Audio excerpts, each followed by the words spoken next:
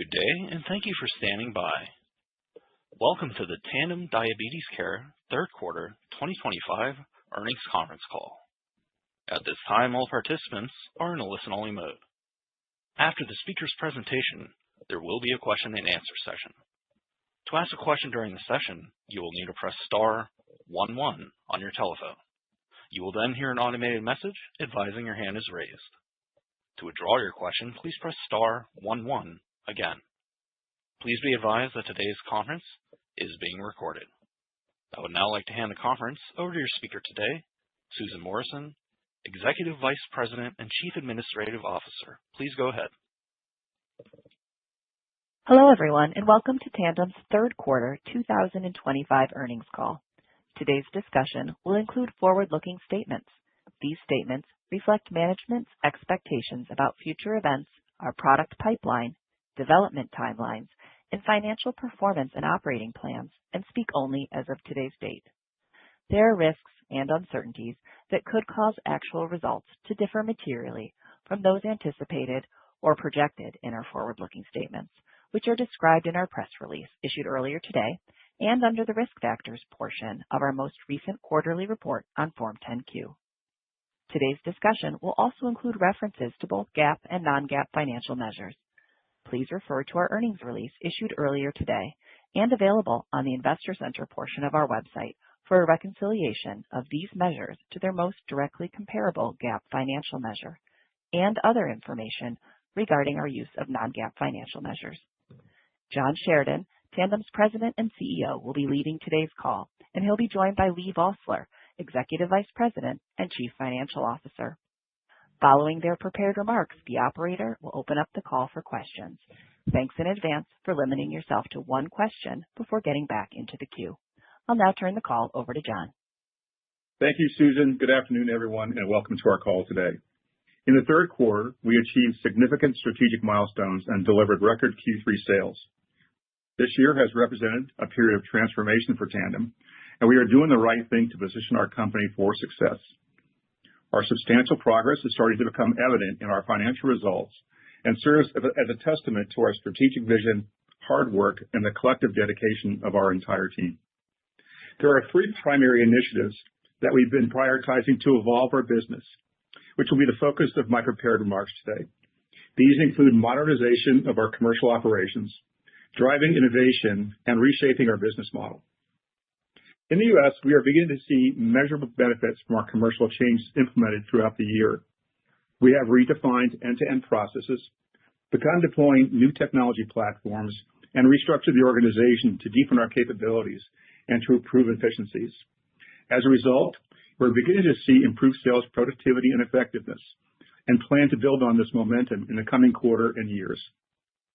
Pump shipments for Q3 met our expectations, with favorable underlying sales trends, and September was our strongest month of the quarter.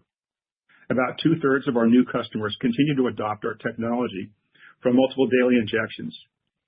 We also continue to see a healthy mix of both t:slim and Mobi adoption, highlighting the value of our portfolio approach in the highly segmented market.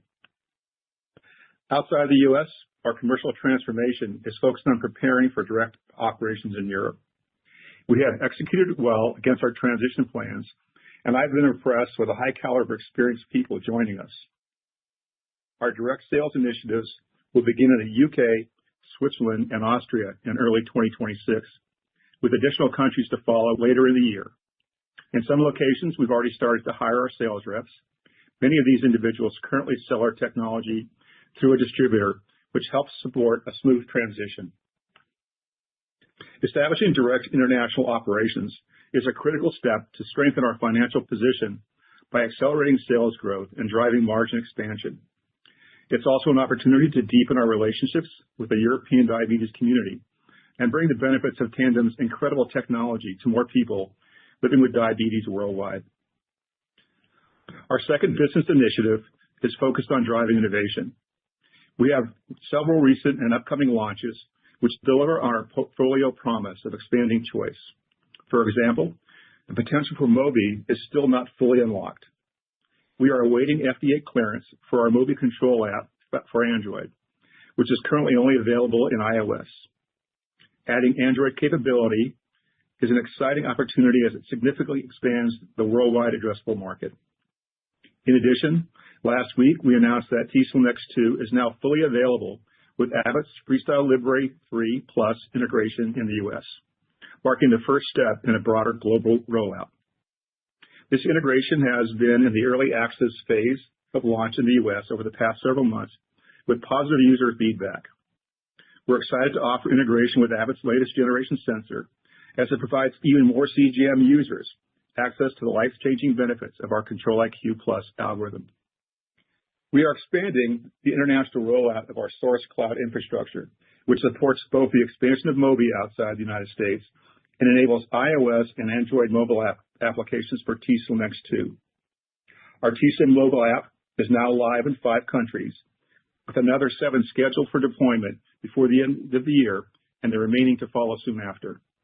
This is a milestone in bringing our data management solutions to users worldwide and a testament to the world-class capabilities we are building in this space.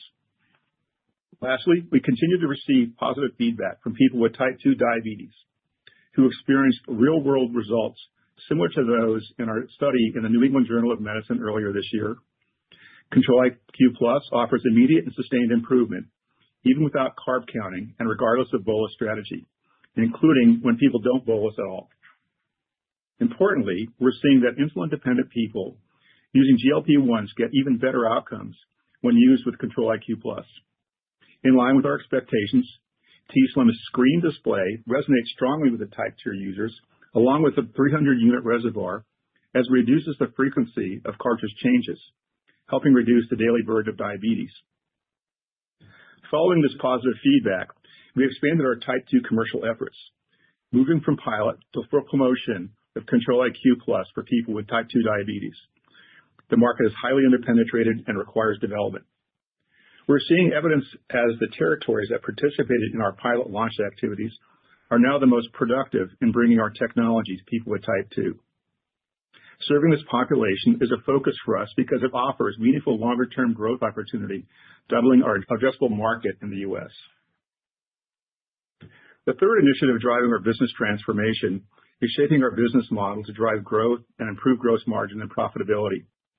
We have been identifying and implementing changes to increase efficiency through leaner operations, greater automation, and the implementation of new processes and systems.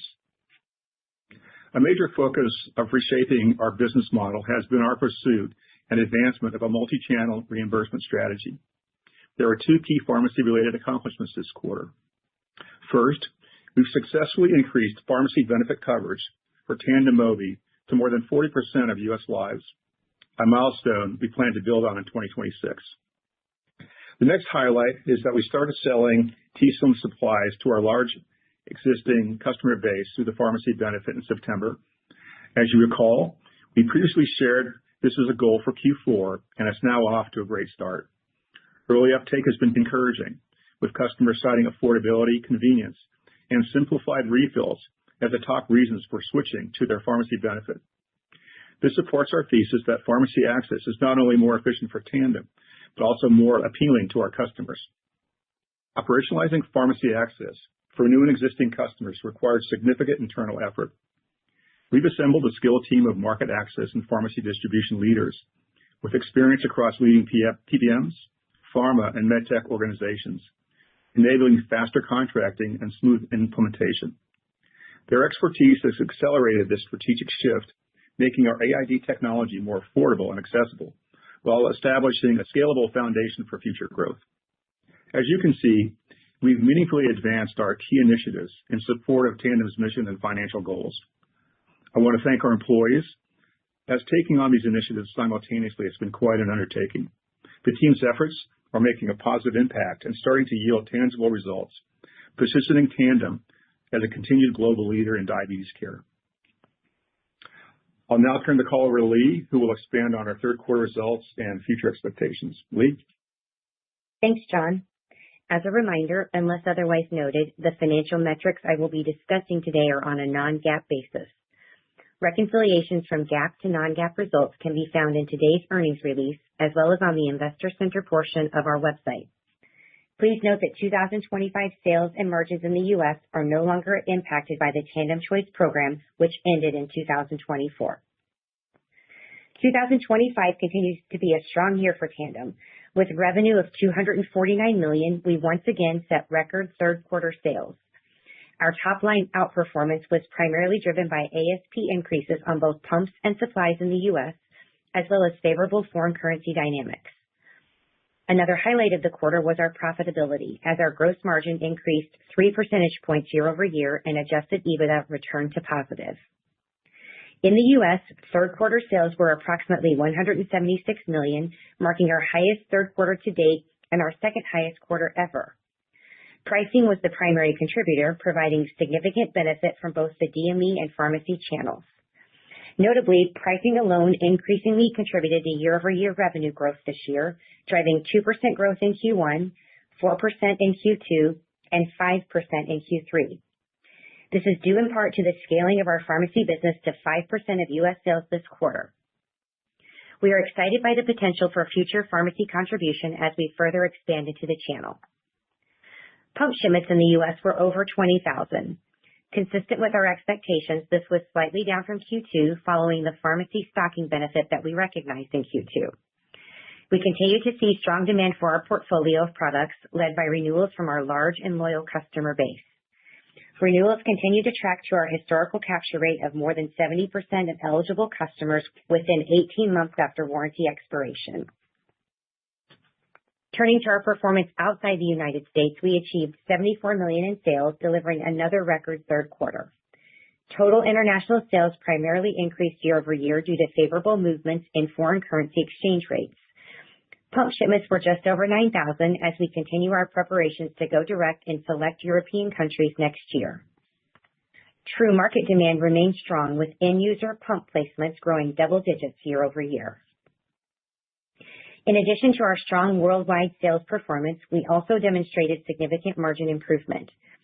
Our Q3 gross margin of 54% increased approximately 3 percentage points year over year and increased approximately 2 percentage points compared to Q2.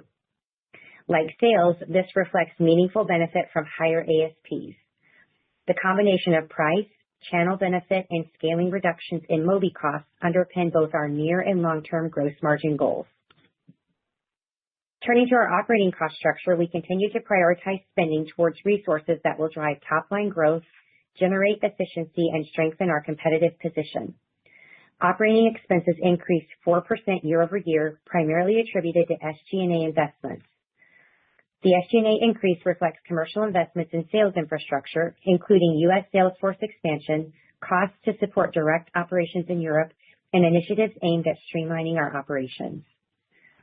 R&D costs declined year over year, a result of our commitment to investing in the development of highly innovative products for our customers while maintaining disciplined resource allocation and strategic portfolio management. We remain committed to enhancing efficiencies throughout the organization to strengthen our operating margin leverage. To further this initiative, we completed an organizational restructuring in the third quarter. Our Q3 operating expenses include approximately $3 million in costs associated with this restructuring, which are expected to deliver financial benefits in the coming quarters. In addition, in recent years, we updated our incentive stock grant practices to more closely align with benchmarks, culminating in a $5 million reduction in non-cash stock-based compensation costs compared to the prior year. As a result of our top-line growth and cost optimization efforts, Q3 marked a return to positive adjusted EBITDA and free cash flow, and we ended the quarter with $319 million in total cash and investments. Looking at 2025 overall, we are on track to achieve double-digit growth at a milestone of $1 billion in worldwide sales. This includes U.S. sales of approximately $700 million, assuming a seasonal pump shipment curve that is consistent with our 2024 experience, where nearly 30% of shipments occurred in the fourth quarter. It also reflects greater strength from pricing as we capitalize on the launch of t:slim supplies with a pharmacy benefit. Outside the U.S., we anticipate sales of approximately $300 million. This represents 12% growth year over year, even with approximately $10 million in headwinds assumed for distributor inventory destocking and inventory buybacks in advance of taking certain markets direct in early 2026. We are reaffirming our 2025 gross margin expectation in the range of 53% to 54% of sales, with Q4 expected to be an all-time gross margin record in the mid to high 50s. We are also reaffirming our adjusted EBITDA expectations of negative 5% of sales.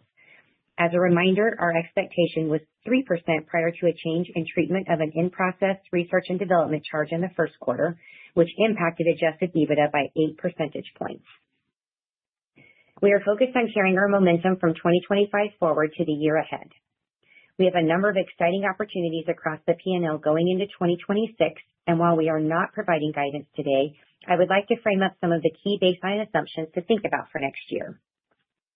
In the U.S., we anticipate returning to new pump growth driven by MDI conversions from new product introductions and increased pharmacy access. Renewal opportunities from pumps sold in 2022 will be flat year over year at 80,000, but we still expect low double-digit sales growth based on the tail of customers who have not yet renewed from years past. Overall, more than 70% of our U.S. sales are expected to be generated by recurring and predictable revenue streams of renewals and supplies from our install base of more than 300,000 customers. Additionally, the improved pricing we achieved this year foreshadows the value we can unlock with a multi-channel market access strategy. We have contracts with all the major PBMs and are positioned well for increasing pharmacy channel access. We are also focused on optimizing our operations for volumes at a larger scale. Our fourth quarter progress will provide valuable information to guide the level of benefit to come from channel mix assumptions in 2026, and we look forward to providing you with a more detailed update on our year-end earnings call. Turning to our international expectations, we anticipate driving further market expansion and increasing contribution from renewals, as well as growth from our direct operations that will scale across the year. We anticipate that nearly 15% of our international sales will be generated from direct market sales, up from less than 5% in 2025. The primary benefit of going direct will initially be from ASP uplift, which may be variable in each market. Generally, though, over the 4-year life of a patient, ASPs are anticipated to be at least 30% higher in a direct market versus our current distributor pricing. 2026 is also positioned to be an exciting year for both gross and operating margin leverage. We anticipate another step function improvement in gross margins from the combined benefit of lower product costs as Mobi scales and pricing contribution. Our goal is to deliver gross margin of at least 60% in Q4 2026. We are also focused on driving continued adjusted EBITDA improvement compared to the initial 3% operational target we set for 2025, as well as positive free cash flow. In summary, as we continue to execute our strategy, I remain confident in achieving our financial objectives. And I'll turn the call back to you, John. Thanks, Lee. To wrap up our prepared remarks, I have a few additional updates on our initiative to drive innovation throughout our product pipeline, which remains the most exciting in insulin therapy management. In the recent quarters, we have been refining our roadmap to best leverage our deep technology portfolio that we have developed through organic investments and key acquisitions. Starting with Mobi Tubeless, which transforms Mobi into the world's first extended wear patch pump with a novel new cartridge and infusion site, Mobi becomes a solution for people who want to go 100% tubeless, people who prefer to use traditional infusion sets, and people who want a choice and interchanging wear options. Our market research shows that offering a tubeless wear mode from Mobi significantly increases user preference. When implemented with extended wear, user preferences increases even higher. We expect Mobi Tubeless to be our first commercial offering featuring extended wear technology. We have prioritized its launch ahead of SteadySet, our extended wear infusion set, based on the high level of market enthusiasm for extended wear patch pump. We are entering the final stages of Mobi Tubeless testing to support a 510(k) submission. Manufacturing scale-up activities are happening in parallel to reduce the time between clearance and the commercial launch in 2026. Rounding out our platform update, we have also been refining the design of our Sigi patch pump, which we acquired from AMF Medical. Bringing Sigi development to San Diego earlier this year produced a great outcome. The team identified opportunities to combine the best of our Mobi and Sigi platforms together, creating development synergies, enabling further miniaturization, and enhancing competitive differentiation. We are excited about what this means for the Sigi technology as part of our tubeless roadmap. From a commercial perspective, we anticipate marketing this pump as our next generation Mobi, building on the growing brand recognition of this new product family. Finally, I want to acknowledge the work of our team and our partners at the University of Virginia's Center for Diabetes Technology for their progress in developing fully closed-loop technology for Tandem's platforms. Our vision for fully closed loop is to give people the ability to interact with their pump as much or as little as they like. We remain committed to advancing these R&D efforts quickly, and our goal is to start a pivotal study for our new fully closed-loop algorithm next year. In conclusion, we began this year focused on business transformation, and I am proud of the progress we are making that positions Tandem for future success. As we approach year-end, we have an energized commercial organization, growing product momentum, and a sharpened focus on our forward-looking roadmap. Tandem's achievements this year reflect our strategic vision and deep commitment to innovation in diabetes care. We have made measurable progress in modernizing our commercial operations, driving innovation, and evolving our business model. Looking ahead, our focus remains on delivering meaningful solutions for people living with diabetes, fostering operational excellence, and positioning Tandem for continued leadership and success in the global market. We appreciate your ongoing support and look forward to sharing further progress in the future quarters. Thank you again for joining us today. As a reminder, to ask a question, please press star 11 on your telephone and wait for your name to be announced. To withdraw your question, please press star 11 again. In the interest of time, we ask that you please limit yourself to one question. Please stand by while we compile the Q&A roster. Our first question comes from Matt Miksic with Barclays. Your line is open. Hey, thanks so much for taking the questions and congrats on a really strong quarter. So wanted to get a sense of as we head into next year, maybe just kind of a broad question in terms of cadence. I know you're not going to may not give much color today on 2026 outlook, although I'm sure you get a lot of questions on it. But I'll ask mine around the idea of cadence. Some of the new products, the continued progression into pharmacy, some of the geographic initiatives that you've undertaken. Taking all those into account, can you maybe give us a sense of acceleration, catalysts, and sort of progressive growth throughout the year if you were to map it out today, steering clear of what the headline number will be? As I say, I'm sure you're going to get more questions on that, but that color would be great. Thanks. Hey there, Matt. A lot to unpack there. Yeah, I think what I'll do is I'll kind of give you a sense of what the pipeline is going to look like, and then I'll let Lee talk more about the pharmacy channel and some of the other initiatives that we've got going on. So, I think that you can tell from the call here that we are really trying to increase our focus on what really matters for the business.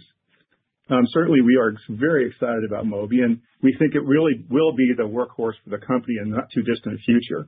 As we just explained in the call, we're waiting to get the Mobi Android the Mobi Android approval here this before the end of the year. I think as you move into 2026, we're going to be moving Mobi to OUS countries. We intend to implement FreeStyle Libre 3, and we also intend to implement the tubeless version of Mobi. And so I think when you think about that, and when you include that with Control-IQ, I mean, that's a powerful product. And I think it's going to really significantly change the competitive dynamic that we face in the marketplace today. So we're certainly very excited about it. And I would say we feel very confident we're going to make these things happen in 2026. And I think it's going to have a market effect on the business. Lee, you want to talk a bit about the pharmacy work that we're doing? Sure. I think to sum it up, just based on John's comments, the way you can think about it as these are building across the year in 2026. So a lot of them just began at full commercial rollout. A lot of things are in flight. We're very excited with our pharmacy progress. There's more to build on there. And our business transformation in the U.S. that we've been investing in, we're starting to see the green shoots from a productivity perspective coming out of our commercial team. And so A lot of these things are going to be coming to fruition and building across the year in 2026. And so that's how you can think about the cadence. And it also is not just the top line, but it flows down through the bottom line as well, because we'll also begin to show more leverage across the year from these investments that we've made as we're generating the return on the top line. So you can also expect seasonality, but the building of the margin expectations and the EBITDA expectations as the revenue grows. Thank you. Our next question comes from Larry Biegelsen with Wells Fargo. Your line is open. Excuse me. Good afternoon. Thanks for taking the question. Hey, Lee, I wanted to focus my question on price and the uplift you can get from the supplies going through the pharmacy. So on price, the 5% benefit in Q3, where do you see that going in 2026? And you're launching the T-Slim supplies in the pharmacy this quarter. Any incremental color on what the pricing uplift is and how long the transition will take? How do we think about your current supply revenue per user at about $1,000 going forward? Thanks for taking the question. Sure. Thanks, Larry. It's a good question. We obviously haven't given a lot of color yet on how to think about it. One thing I'll point out is that as we've seen price increases across this year, and it's been increasingly a contributor to our revenue growth, the balance of it was really from DME in the first half of the year, and in the third quarter it flipped around, and the balance of it's coming from the pharmacy operations. And so as we go into Q4, I think you can back in pretty easily into what we're expecting from a pricing benefit on supplies. And that's probably a good way between Q3 and Q4, what you're seeing to think about as a baseline as we step into 2026. And as we accumulate more data and trends and information from our progress in the fourth quarter, the level of coverage that we expect to have as we step into the beginning of the year, when we give our guidance assumptions at the year-end earnings call, we can give a lot more color on how to think about that build. But I would say what you're seeing now is a solid baseline. Thank you. Our next question comes from Chris Pasquale with Nephron Research. Your line is open. Thanks. Lee, I wanted to follow up on the guidance and the comment around seasonality. A year ago, 4Q didn't come together quite the way you guys expected, resulted in sales coming in below guidance. So can you just expand on what exactly you're assuming happens this time around? Is it similar to last year or a return to sort of what would have been normal in previous years? Yeah, thanks for the question, Chris. So when we built the seasonal curve expectations for 2025, we absolutely factored in our experience in 2024, which to your point was a bit more muted at the end of the year than what we had seen in years past. So what's underpinning, I guess I would say, the fourth quarter shipments, last year we saw about 30% of the full year shipments landing in the fourth quarter. That's probably a good place to start for this year. And just the breakdown between new and renewal, you can still think about it as renewal being a little more than half. And a lot of that step up from Q3 to Q4 is really underpinned by the new renewal opportunities coming to market in the fourth quarter. And so I think that's a great starting point. So just to sum it all up, I would say very similar to what we saw in 2024. Thank you. Our next question comes from Danielle Antalffy with UBS. Your line is open. Hey, good afternoon, guys. Thanks so much for taking the question. Lee, thanks for the color on the renewal pumps. I guess just curious, I'm not sure if you guys can give any insights or clarity on, what percentage renewals make the pump shift, given that given that this was, I think you said, a historically high quarter. So I don't know if it's easier to ask the question like percent that's new patients to pump or new patients to Tandem pump versus renewals or what. But I guess just trying to get a sense of like what number of new patients have come on to Tandem in the last quarter. And that's it for me. Sure. Thanks for the question, Danielle. Happy to take it.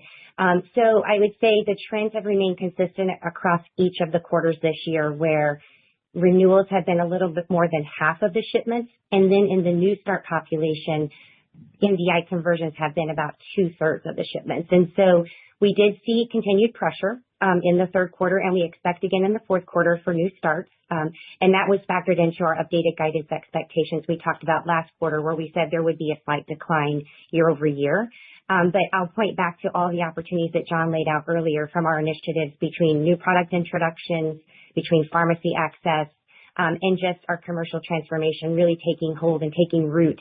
And we really expect to see a turnaround in that new start number, and we'll expect to return to growth in 2026. Thank you. Our next question comes from David Roman with Goldman Sachs. Your line is open. Hey, thanks for taking the question. You've got Jamie on for David today. Appreciated some of the building blocks you gave for 2026.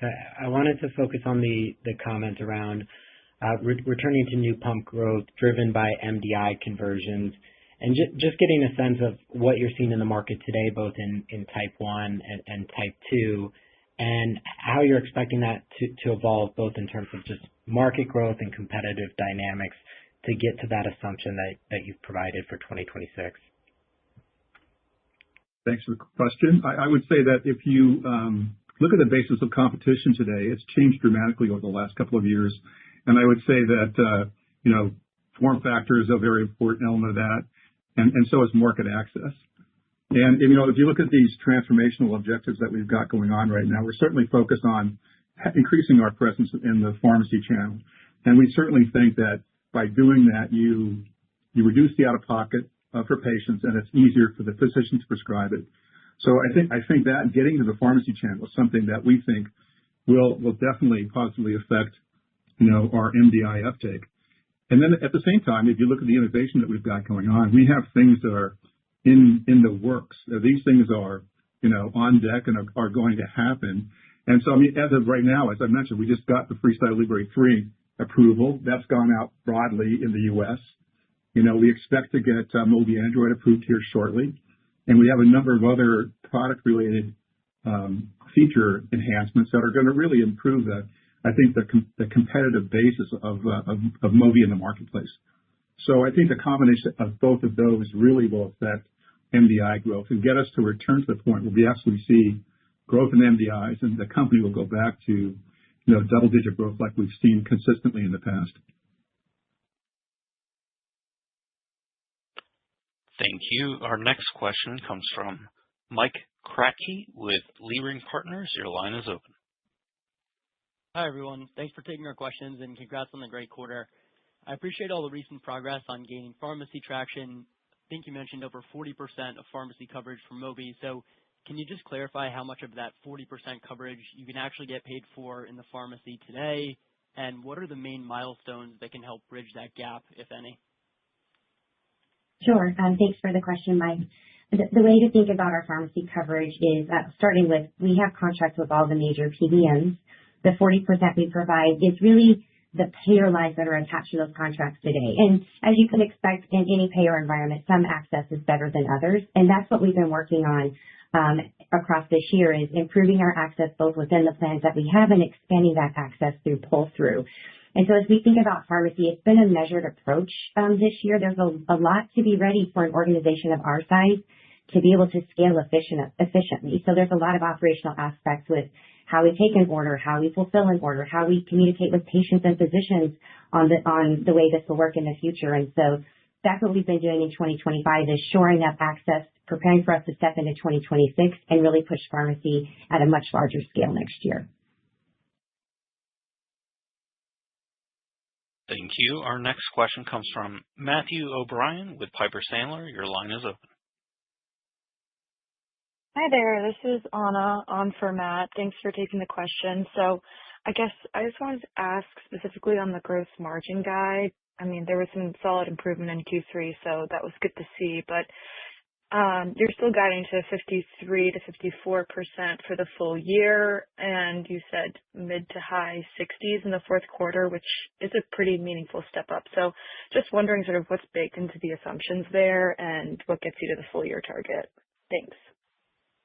Sure. I appreciate the question. And so just to confirm, the fourth quarter is expecting to be our all-time high, which is in the mid to high 50s. And that's the launching point as we go into next year, where we usually see a modest step down. But by the end of next year, we expect to be at 60% in the fourth quarter. And so what drives that step up this year? When you look at the drivers of our business that impact gross margin, the single biggest contributor has always been pumps, and it's pumps in the U.S. And so pumps come first. International has a little bit of pressure because of the pricing dynamics using distributors there. And then supplies has been the smallest contributor to gross margin.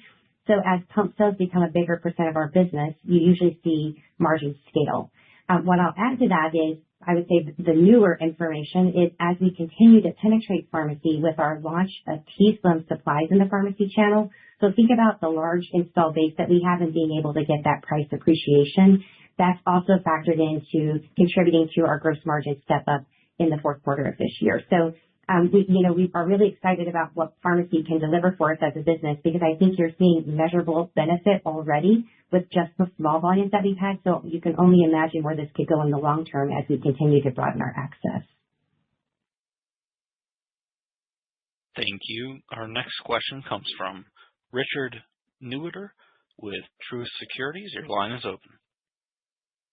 Hi, it's Felipe on for Rich. Thanks for taking the question. Just on the pharmacy channel, you and a few of your competitors are entering the channel pretty quickly. So I'm just trying to understand, or can you help us understand why we should or shouldn't see more competitive rebidding strategies in the channel as more players enter? Just like, what are overall expectations for pricing in the channel over the long term? Thanks for taking the question. Yeah, thanks, Felipe. When we think about this is something as we've looked at over the years. There was a time when durable pumps weren't even accepted in the channel. And there was also always the concern that when you get into the pharmacy channel in any category, that there will be price erosion over time. When we looked at our opportunity in the near term, for us, there's a significant step up opportunity when you compare to DME to our base business today. So it makes sense for us to enter into that category, especially with the access we think we can offer to patients with a lower out-of-pocket cost. In the long term, it could mean pricing pressure. But for us, what we're doing is we're getting in, we're building a stable business off of it. We're preparing for that possibility if we're going to take full advantage of it in the near term as we enter that channel. And I think with all of us in the channel together, we all hope to get that pricing premium to continue to support our margins in the long term. So it is a risk, but it's something that we think is we can mitigate, and it's worth going into despite that. I'd also just say that when you look at the two pump competitors that are out there today, their volume in the pharmacy channel is very low and probably will be for a while. I think, and ultimately, I think it's going to be Tandem and one of the large entities that have meaningful volume in the market. And I think we'll have to see how that dynamic plays out. Thank you. Our next question comes from Joanne Wuensch with Citibank. Your line is open. Thank you so much for taking the question. I want to go back to something that you said about Sigi. And if I heard you correctly, you were calling it a next generation Mobi. Maybe I just misunderstood that. But could you please sort of clarify how you think about launching that product into the market? And thank you. Sure. Well, I'll start off by saying that, Mobi tubeless is going to be the first extended wear pump on the market. And it's going to be a patch pump. And we've done quite a bit of research on Mobi tubeless, and it scored very well. Availability of tubeless wear and Control-IQ provided meaningful uptake and user preference. And then with the implementation of extended wear capabilities, we also saw further increases in preference. So I think that, we're seeing this great enthusiasm for Mobi. And as an extended wear product, it really gives us confidence that it's going to do very well in the marketplace. As we begin to see the design come together and based on this high level of enthusiasm, we believe that we only need one tubeless product on the market at a time. And we absolutely plan to continue to invest in Sigi's development. But on a forward-going basis, it's best to think about it as the next generation Mobi product and part of the growing brand and product for that family. We want to give Mobi room to run, and I think it's going to do very, very well. Thank you. Our next question comes from Suraj Kalia with Oppenheimer & Co. Your line is open. Hi, Lee. Hi, John. Hopefully you can hear me all right. We can hear fine. We can. Perfect. So, John, one question for you and one for Lee, and I'll pose them up front. John, you mentioned the fully closed-loop system. Obviously, it needs an input signal. I was curious if you could indicate which CGM or which camp are you leaning towards for the autonomous fully closed loop system? And Lee, for you, I just wanted to follow up on Danielle's question, right? And please correct me if my math is wrong. So U.S. pump revs down 2% year over year, price 5% benefit. So am I right in thinking units were down 7%? And I guess my real question then would be, if I look at patients that are switching or starting new from MDI versus repeat patients, how should we think about relative softness in these two buckets? Hopefully my math is right, but please correct me if I'm not. Thank you for taking my questions. Well, I can tell you that, when it comes to the fully closed loop system, that it's going to work with all of the CGMs that are currently integrated with our product. The CGMs are interoperable, and, it's really the fully closed loop algorithm that matters. And so, our team is doing a great job, and we've got a great collaboration going on with UVA right now in the Center for Diabetes Technology.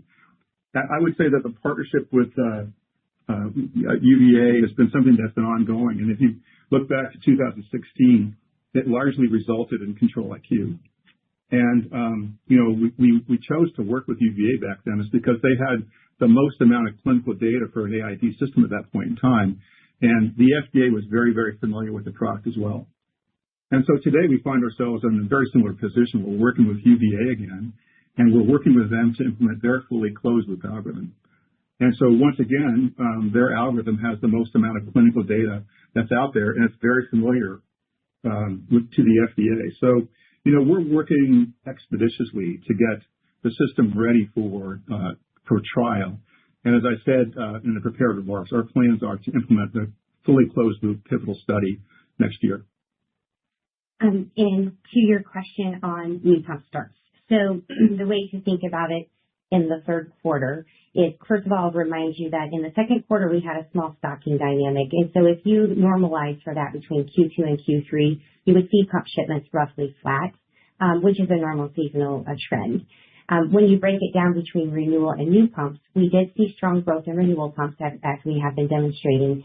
But as we expected, new pumps continue to be slightly pressured. And when you further break down new pumps and focus on NDI conversions versus competitive conversions, the competitive conversions have been a large reason why we've seen some headwinds in new pump starts this year.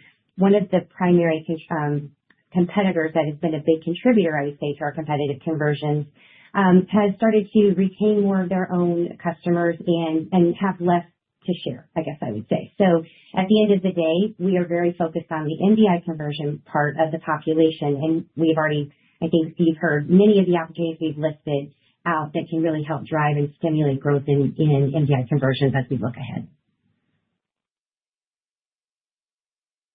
Thank you. Our next question comes from Jason Bedford with Raymond James and Associates. Your line is open. Hi, this is Elaine on for Jason. Thanks for taking the question. So you had a nice beat outside the U.S., especially in supplies. Can you talk about what drove this strength there? Did you see any impact from stocking or preparing to go direct? And also you talked about a $10 million headwind. Is that more weighted towards third quarter or the fourth quarter? Thank you. Sure. So on our OUS performance this quarter, I would say underlying trends were pretty much in line with our expectations. The outperformance is mostly attributed to a few $1 million benefit from foreign currency dynamics that worked in our favor this quarter. But to those underlying trends, what you're seeing are the effect of what the distributors are ordering from us. When you see what happens in the end market, we actually showed low double-digit growth in our placements in the market. What's being shipped out the door is being impacted somewhat, as you mentioned, by the transition to going direct. What we've seen across this year is some destocking from some of the distributors as they're working down their inventory levels.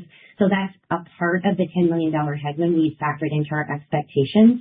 We expect to see a bit stronger impact from that in the fourth quarter as we near the actual launch in those markets and potentially have to enter into an inventory buyback situation. And so, but the underlying market dynamics are really strong outside the U.S. We look forward to taking some of these markets direct ourselves and being able to even further accelerate that growth looking ahead. Thank you. Our next question comes from William Plovanic with Canaccord Genuity. Your line is open. Great. Thanks. Good evening, and thanks for taking my question. So I really wanted to dive into type 2 here. You're 1 of 2 on label with it. It's been a big driver for one of your competitors. And I know you're just going to full launch. Is this something that you're really waiting for Mobi tubeless before you kind of go full out and see a bigger impact? Is this waiting for pharmacy, or is it you just got past the pilot phase and it's only because you just got past the pilot phase? Okay, Bill. Thanks. I would say that we're leveraging. John, if I could also, what percentage of new patient starts were type 2 this quarter? I don't know if you shared that. Thanks. Sorry for interrupting. Okay. Yeah, sure. No problem. I would say that we're certainly leveraging the lessons from the pilot. And, there's a lot of great information that comes back on our marketing training and the sales execution. But as you say, you're right. We've kind of evaluated the performance of the pilots, and now we're moving to full commercial launch. The pilot territories were very productive. And, I think that we're getting very positive feedback from physicians and patients that they're seeing the same experiences that we saw in our type 2 trial, immediate sustained results. They have simplification of the bolus process, and they're soon with GLP-1 use. The preference so far, it's leaning towards the screen displays and 300-unit reservoirs, and so t:slim is interestingly enough the preference for most people. And that's fine. And I think that that's where we're going to go. Market development is needed, and certainly we're going to do that. And I think having additional competitors out there doing market development at the same time is a positive thing for us. And, pharmacy channel and tubeless are only going to improve the uptake. So, I think we're going to start full blast here. It's actually started. We started in the third quarter. We're continuing to move aggressively with the products that we've got on the marketplace. But as we do access more of the pharmacy channel, we do get Mobi tubeless. We think that's going to also significantly improve our performance in that market. And certainly it doubles the size, of the addressable market for us. And so we're going to do everything we can to take advantage of that. And I will say we haven't said specifically what the number of starts that we have, and I'm not sure we're going to talk about that specifically in the future either. Thanks. Thank you. Our next question comes from Michael Polark with Wolfe Research. Your line is open. Hey, good afternoon. I want to just make sure I fully understand the updated comments on tubeless Mobi. I heard 510K submission entering final stages. I also heard commercial launch in 2026. So if I were to assume you have 510K in by the end of the year, count 6 months, it's kind of mid-year approval, 2H26 launch. Is that a reasonable way to think about it? 2 other pieces of this. I continue to hear the emphasis on extended wear. So is the best assumption that when this product comes to market, it will have the 7-day set exclusively? And then on manufacturing ramping in parallel, the expectation is you will be ready for kind of big bang introduction when these other boxes get checked, or still would be a process post-approval to ramp supply? Thank you. Yeah, I think we understand the importance of Mobi tubeless in the marketplace, and we think that product is going to really help us return to a very competitive position. So as a result of that, I indicated in the prepared remarks, we are going to prioritize Mobi tubeless over SteadiSet. We are going to introduce Mobi tubeless first with the extended wear. So it will have 7 days when it does come to market. And we'll have SteadiSet. We're not deprioritizing SteadiSet, but, I think that that there's a great deal of enthusiasm for Mobi tubeless. It's certainly going to, drive business opportunity for us. And I think if we work on one product versus 2, we can get it to market faster. And we know Mobi tubeless is going to sell a lot of pumps. So, I think that, we think this is a really important initiative. We haven't said specifically on the timing. We have said 2026, but I can guarantee you we're doing everything we can, as I just indicated, prioritizing it over other products. to make sure we bring it to market as fast as possible. And we think it's going to be a great product and really, again, differentiate Tandem in the marketplace again.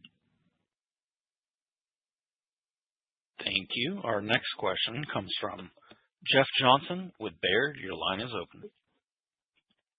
Thank you. Good afternoon, guys. I think most of my questions have been answered. Maybe just back on the U.S. pharmacy comments. They were 5% of revenues this quarter. Can you just remind us what the breakdown is, supplies versus pumps in that? I know you have the 40% lives under coverage for Mobi. Are you getting many pumps there? And Lee, I think you and I have talked in the past on the pharmacy side that some of your pharmacy contracts, even on the Mobi side, may not be straight pay-as-you-go models where you kind of take that 4-year total price and just divide it by 48 months, that you might actually get more Mobi revenue up front and more supplies over those 48 months. But just kind of maybe refresh us on what structure of some of those pharmacy contracts might look like with Mobi as well. Thank you. Yep. Thanks for the questions, Jeff. So just to your comment about the 5% and where's the balance, I would say that it's all been Mobi so far, except we did introduce t:slim supplies in the channel in September. So with the balance between pump and supplies before, it will start to lean more towards supplies as we look ahead into Q4, because there's such a large opportunity with t:slim with the large install base that we have. So it'll start to lean in the other direction on the supply side. And then in terms of the reimbursement model, you have a good memory there. Our contracts today are pretty much all structured like a traditional DME reimbursement model. Not the price point necessarily, but how the breakdown is between pumps and supplies, with reimbursement up front for the pump and then ongoing reimbursement for the supplies. This hasn't been a headwind for patient adoption because we have such a great ability to influence the out-of-pocket for the patients with copay assistance programs. So we still get the same benefit with patients, and it's keeping the same structure in place that we've been accustomed to with DME. As we look ahead, in order to get the maximum or the most optimal access on pharmacy, we are looking at other reimbursement models, and we would consider anything from the DME-like model we have today all the way to a more pay-as-you-go model and anything in between, if you will. So it's something that you can, we'll share more in the future as we get more coverage and we talk about the expansion of our pharmacy program. But for now, they are all that DME-like structure. Thank you. As a reminder, to ask a question, please press star 11 on your telephone. Again, that is star 11 to ask a question. Our next question comes from Travis Steed with Bank of America Securities. Your line is open. Hi, this is Stephanie Piazzolla for Travis. Thanks for taking the question. I just wanted to follow up on a comment that John made about getting back to the double-digit growth you've seen in the past, and just wanted to clarify if that was referring to expectations for MDI patient growth next year specifically or over time, and if that was a U.S. or worldwide comment. Thank you. Yeah, thanks for the question, Stephanie. I'll answer for John on that one. So we have often said that our goal long-term is to have sustained double-digit growth with a dual focus on profitability. And that's what John was referring to, not any particular piece or part or period, but that's just what our financial goal is. And we look forward with all these opportunities to demonstrate and execute on that looking ahead. Thank you. Our next question comes from John Block with Stifel. Your line is open. Thanks, and good afternoon. Lee, I have revenues up $25 million Q over Q for the fourth quarter and a similar amount for EBITDA. So we'll call it like roughly 100% drop through on the incremental revenue to get to the EBITDA margin guidance of -5%. On the fly math is always dangerous, but that's where I'm sort of spitting out to the model to get, to the billion and the -5% margin. So it's a high drop through. I'm calculating the current drop through in the most recent quarter at impressive, 50-60%, but not 100%. So maybe if you could just bridge us. Obviously, you've got the gross margin, but then what are some of the other things that we should think about? I'm guessing is some of that the restructuring that you alluded to on the call. Any color would be great. Thanks. Sure. Happy to take that. So when you look at Q3 to Q4, the implied revenue step up is mostly coming from the U.S. business. And as I mentioned earlier, there are the pump shipments stepping up in line with what we've typically seen seasonally. And when you have more pump shipments, we generally see a higher gross margin, but we have a particular assumption for price improvement on supplies in the fourth quarter as we've introduced t:slim into the pharmacy channel. So that really benefits the gross margin, which is piece one, and you already acknowledged that's a nice step up. And then dropping through to the bottom line, the incremental benefit is coming from that leverage we expect to see in our spending.